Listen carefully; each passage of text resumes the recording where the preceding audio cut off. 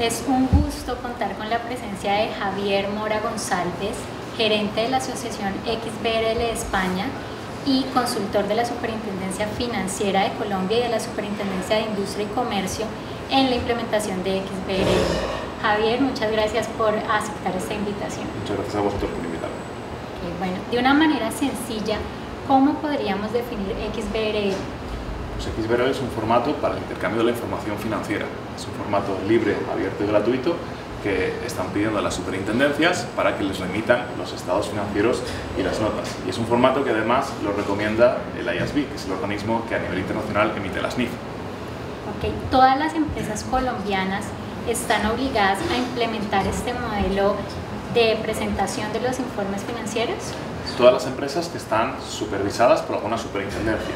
En Colombia hay 10 superintendencias y pues si tú eres una pequeñita empresa, una SL, y no tienes que reportar a ninguna superintendencia, no es necesario. Pero en el momento en que estés supervisado por Supersociedades, Superfinanciera, Supersolidaria, Superindustria y Comercio, te es obligatorio reportar bajo NIF y en formato XBRL. ¿Por qué es importante que las empresas se capaciten en XBRL y lo implementen en la empresa?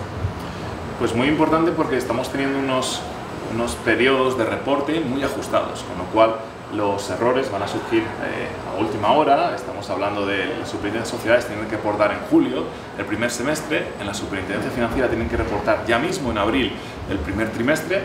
Entonces es muy importante que conozcan XBRL y que conozcan qué tipos de errores y qué validaciones están inmersas dentro de la taxonomía.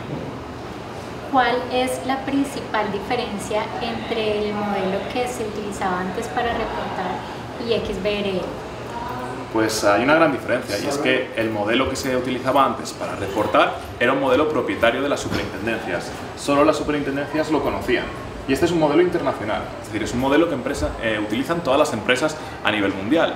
Con lo cual, cuando las empresas en Colombia antes reportaban con su modelo local, ninguna empresa de fuera del país, ningún analista de fuera de Colombia entendía ese modelo porque era un modelo propio. Sin embargo, ahora vamos a un modelo internacional y cualquier inversor de cualquier parte del mundo nos entiende ese formato nuevo que es XBRL, que es internacional y que es estándar. En el caso colombiano, ¿a partir de cuándo se va a empezar a exhibir la presentación de los informes bajo XBRL? Pues depende de cada superintendencia. Como decía antes, por ejemplo, la Superfinanciera es ya mismo, el mes que viene, en abril, tienen que reportar el primer trimestre, porque el reporte es trimestral. Sin embargo, en otras superintendencias el reporte puede ser de otro tipo. Por ejemplo, en Supersociedades el reporte es semestral, con lo cual el primer mes de reporte es julio de este año 2015. Dependiendo del tipo de reporte, si es trimestral o semestral, hay que reportar en abril o hay que reportar en julio.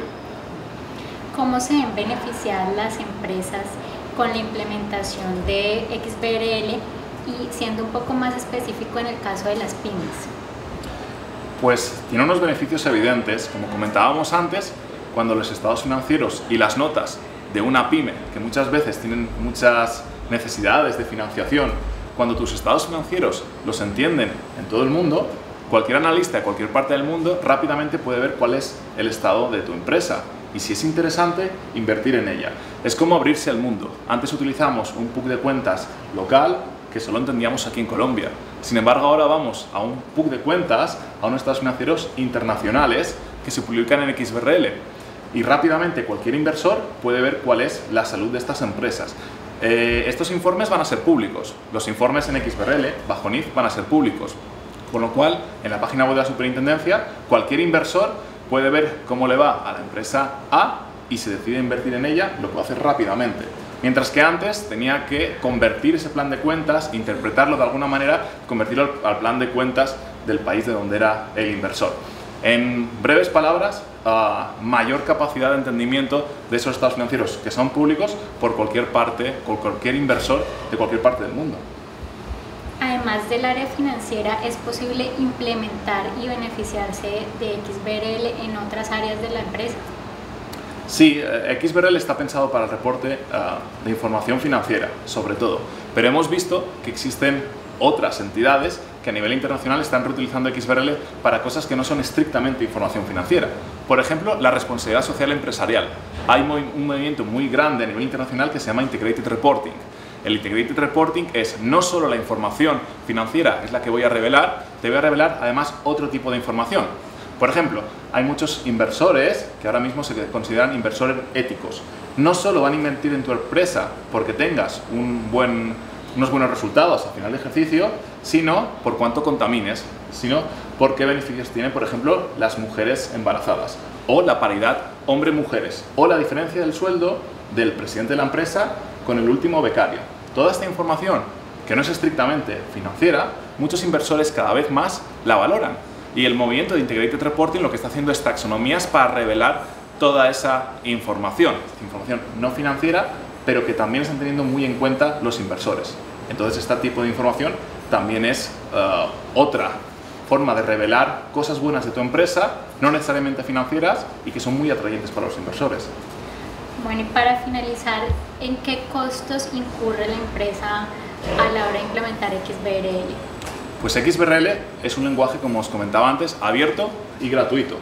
Es decir, el crear un informe XBRL no tiene ningún costo. Eso sí, hay que asesorarse bien, hay que contratar una empresa que nos capacite, hay que contratar a alguna empresa que nos facilite toda esa consultoría, toda esa implementación de XBRL. La creación de XBRL como tal es igual que la creación de una página web o la creación de una foto, no tiene coste. Son formatos gratuitos, no tienen absolutamente ningún valor por crear ningún royalty, por crear un informe XBRL.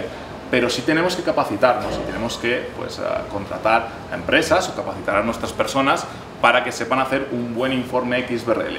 Pero como tal, el XBRL no tiene ningún coste directo asociado, aunque sí que normalmente, igual que las NIF, que implementar NIF, ¿qué coste tiene implementar NIF? Pues a priori las NIF son gratuitas, pero uno contrata una consultoría para que le forme NIF. XBRL es exactamente igual, pero la versión tecnológica. Bueno, Javier, muchas gracias de nuevo por aceptar esta invitación. Muchas gracias a vosotros, un placer.